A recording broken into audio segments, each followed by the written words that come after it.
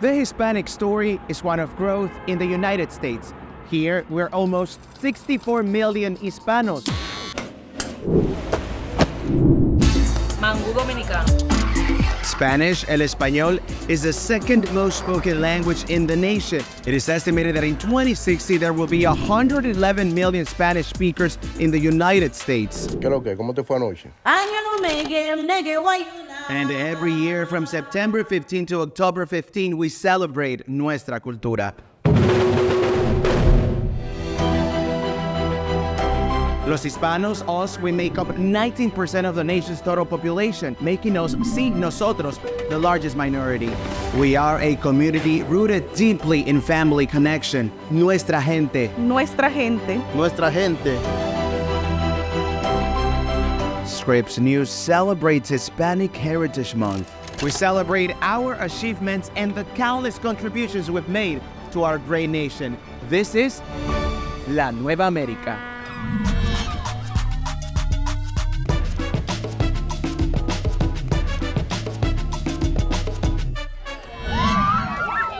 It's Hispanic Day in rural North Dakota. The first event of its kind in this town of 6,000 people. I can only see this growing, this momentum. This is just the beginning. Yolanda Rojas has watched the community here grow over the past decade. We are here, we're not going anywhere.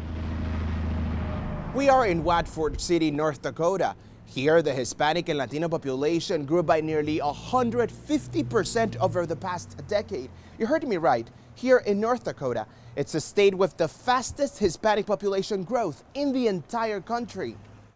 According to a Pew analysis of U.S. Census data, the number of Hispanics in North and South Dakota more than doubled from 2010 to 2022. McKenzie County, North Dakota, is the fastest growing county for Hispanics in the entire country. In 2010, we were at 1.9% of the population, and now we are at 4.6%. Making it the second largest minority group in the state, just behind Native Americans and Alaska Natives. The exceptional Hispanic rate of growth is from people already here in the U.S. In other words, people are choosing to move here from somewhere else in America. I rarely see someone coming straight from their country here. But what is it about North Dakota? Community advocates say it's the economy, especially oil jobs. I'm gonna say the job security is what made them stay. The oil boom that started in the early 2000s and peaked in 2012 drew Hispanics to North Dakota. Literally, it was overnight. Melinda Padilla Lynch, who works as a community engagement liaison at the North Dakota Department of Commerce, saw the growth in Watford City. So before oil, there were about 1,500 people, and then when oil hit, they went up to over 9,000 people. Although the oil industry initially drew an influx of workers, in 2015, there was a decline in oil prices, causing less of a workforce demand. Yet, some stayed. La horchata tradicional del Salvador. Like Gloria Serrano, who now owns a restaurant.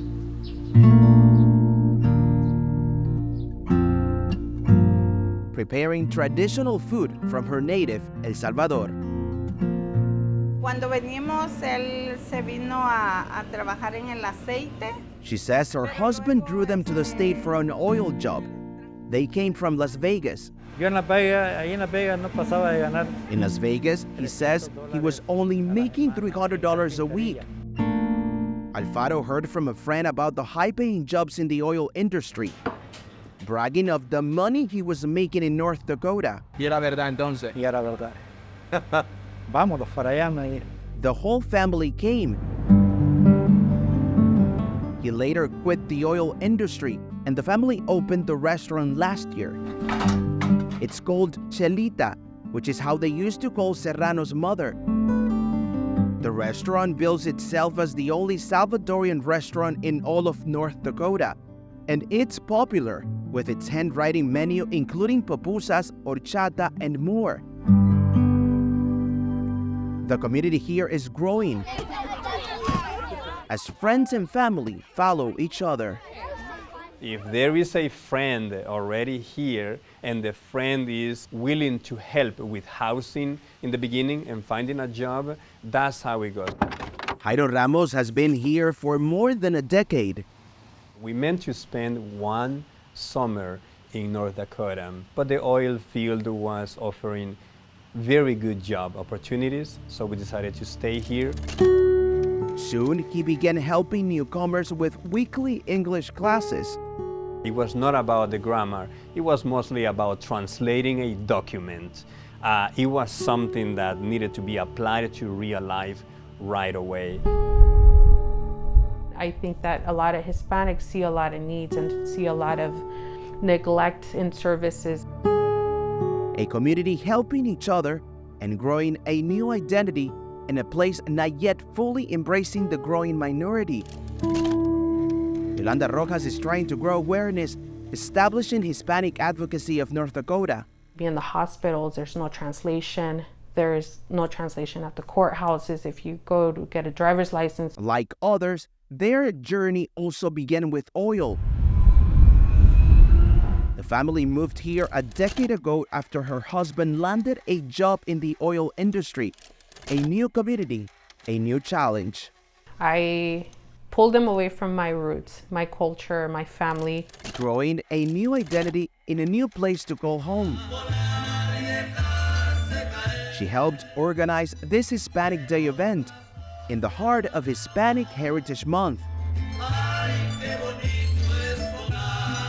It's other families, Hispanics, who are also in my same shoes, who are also sacrificing their culture. So why can't we bring our culture here? As the Hispanic community continues to grow here in North Dakota, what do you think the state needs to do in order to address the needs of the community? I think that the first thing is be aware of the numbers. Numbers speak volumes. The data speaks volumes. The healthcare industry needs to have more translators on site that can help versus having someone on the phone doing the translation. Rojas says the Hispanic community needs to speak up. So how can the state do something if we don't make any noise? If we don't say, we are here, you can see us, we are part of, you're your neighbors. Melinda Padilla Lynch is a community liaison for the state. We have a state summit, which is a big conference here for the first time ever. We're offering Spanish translation.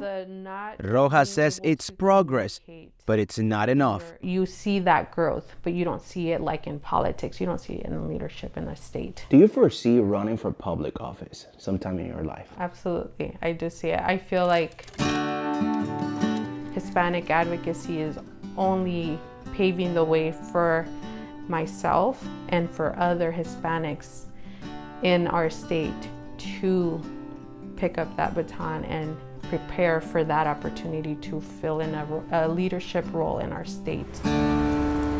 Rojas says North Dakota's Hispanic population isn't just growing. It's here to stay. We need to see it in our culture. We need to see it in our community that we are here. We are part of the community. We are the community of Watford too. And we need to see that recognition. Aquí estamos luchando. As for the Serrano Alfaro family, they say North Dakota was their new beginning. De Las Vegas, de donde los venimos, nosotros perdimos la casa. In Las Vegas, she says, they lost everything from their house to their cars. North Dakota was their shot at a brighter future. Yo siento que vine a cumplir mi sueño americano. Their American dream. Just ahead, an important discussion about immigration, the economy, American politics, and more. A special panel joins me next here on Nueva América.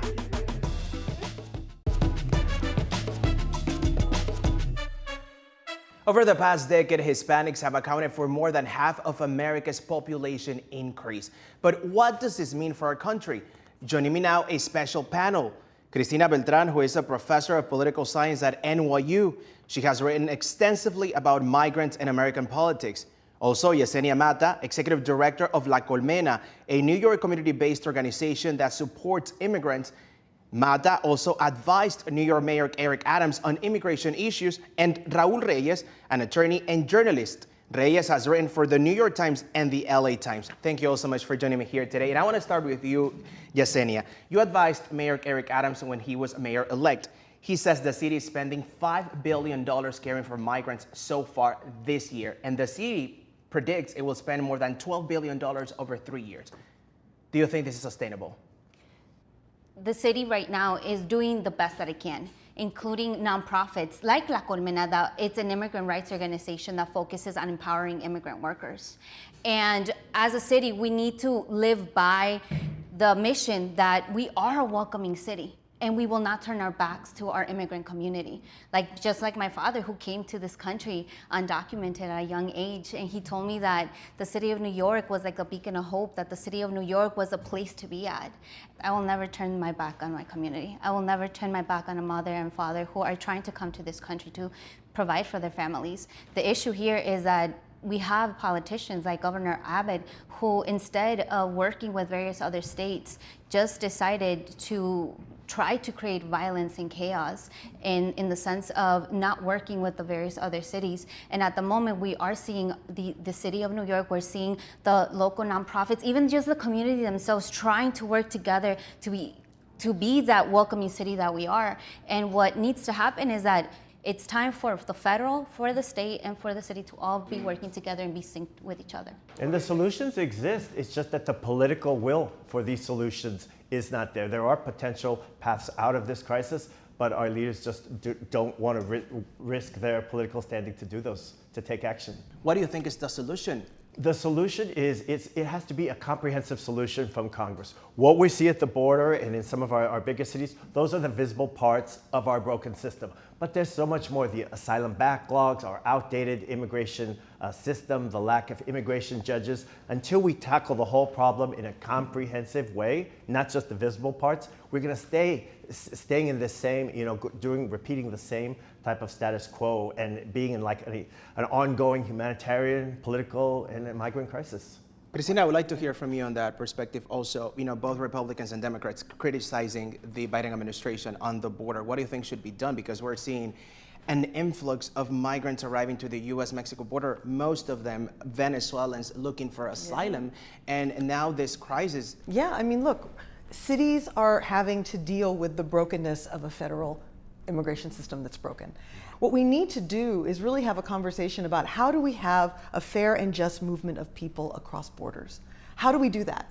We don't talk about this in the bigger picture. And the other thing that I always think about with New York, we're a massive city. 100,000 vehicles move through the Holland Tunnel every day. 1.7 million people or so fly every day. We can manage the movement of large numbers of people. Adams has been so xenophobic and in his rhetoric, and that is doing harm to migrant communities, to Democrats, to the political system overall, to New York City. That's not how New Yorkers live. I want to continue with you. Now I want to talk about an issue that polling shows is actually of top priority and top concern for the Hispanic community, gun violence. Last year I was in Uvalde, Texas, where a gunman killed 19 children and 2 teachers inside an elementary school. And just 3 years before that, a gunman entered a Walmart, killing 23 people in El Paso, Texas. And a study recently found the number of Hispanic people dying to gun violence is rising by 66%. That's twice the national rate. What do you make of all this? Well, it's a whole series of crises that affect our communities more disproportionately, right? So, I mean, I think part of the issue is you have a lot of Latinos who live in states with particularly lax gun laws, like Texas, right? So Florida. So that makes, I think, an added level of danger for our communities. I mean, the shooting in El Paso, the Walmart shooting was the biggest hate crime against Latinx people in US history. And so I think we sometimes think that Latinos think that the political issues that we're interested in are always immigration. And obviously immigration is a critical issue in our communities. But communities care about climate, they care about guns, they care about these issues because we experience them disproportionately. And we're a younger population, so it means that our young people are in schools. And so school shootings affect us in a way that, is disproportionate in terms of our And population. on gun violence, I think for the Democratic Party, at least, there's a real strategic opening to engage more with Latinos because, as you said, our communities, we know these tragedies, Pulse nightclub, El Paso, and I think that's something that the parties, Democratic Party has not done enough outreach with our communities. Not only are we disproportionately affected by it, it's our young people, Generation Z, they've grown up. Young Latinos, that's what they know is school shootings and all these drills and this epidemic. Now I want to make a question that I would like to hear all of your perspectives, and we have about 30 seconds each, and I want to start with you, Cristina. Gen Z are the people born through 2012, and they are expected to be the last generation with the wide majority. How do you think this is going to change our country?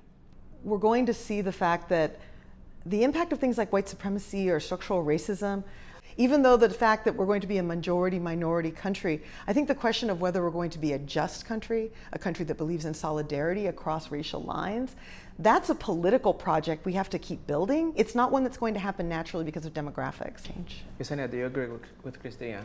Yes, Gen Z is, I always say this, Gen Z is the generation that is very intersectional and that is very loud in the sense of that they fight for what they believe in, and they have made so many changes, like even pronouns. Like I was just just to see that and hear that, the inclusivity, right? I'm very proud to see what this generation is going to bring and how they're going to be changing the politics. They're going to be bringing many good things that our communities that have been under-resourced needed. So I'm very happy and excited to see what Gen Z is going to be bringing. Raul, how do you think this will impact our country? It's going to be great. You know why? It is because look at Gen Z. They are the young Latinos and also just the generation overall. They are out there. They are changing the way we think about LGBT community. There are some of the young leaders from that have experienced gun violence. They are out there leading the marches for gun reform. They are a more multicultural generation. There are more people who identify as Latino and Asian, Latino and African American. So I feel that generation has a lot to teach the older generations. They have an incredible potential to reshape our landscape for all Americans. Well, thank you all so much for joining me here today. I really appreciate it. And you at home, do not move, because coming up next, we're going to take a closer look at a very important, vibrant, and influential community here in New York, a community you may have never heard of before. We'll be right back.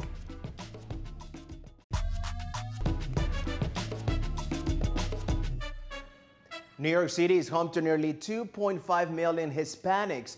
Among the population, there's a very special community that brings me close to home, my home country, Honduras.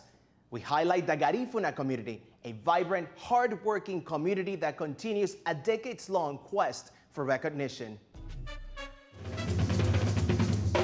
A ceremonial dance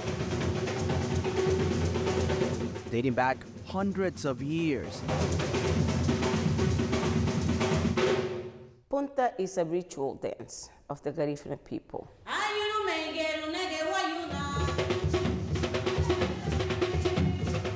New York City is home to the largest Garifuna community in the United States. The Bronx have the second largest Garifuna community out of Honduras. Professor Wellington Ramos says Garifunas are a combination of Africans and native Arawak. As early as the 1300s, Africans came to the Caribbean Leeward Islands and then intermingled with the native Arawaks on the island of St. Vincent. In the late 1700s, the British captured thousands of Garifunas, taking them as prisoners of war to the island of Roatan, present-day Honduras. But the Garifuna people did not like Roatan because there was nothing there.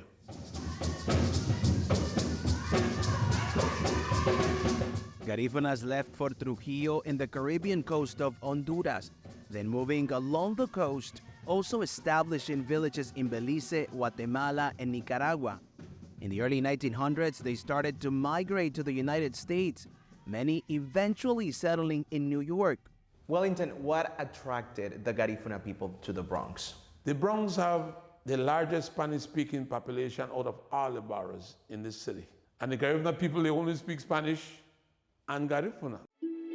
Community surveys estimate 100,000 Garifunas live in the Bronx.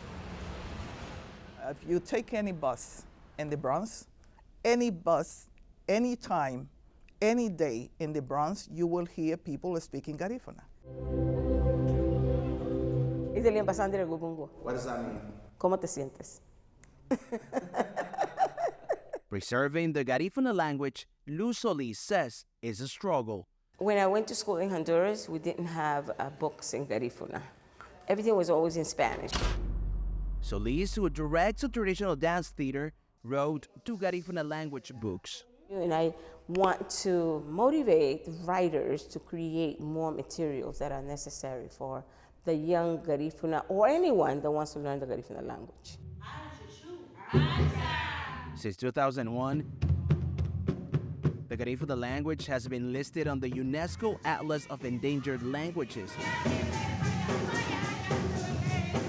Regardless of the struggles faced by the Garifunas, their ancestral music, punta, keeps them united. When you see the hips moving this way, it's the almost like creating that circular motion. It's giving you the idea about life and death. Life continues in a circular motion, the circle of life, and death always exists.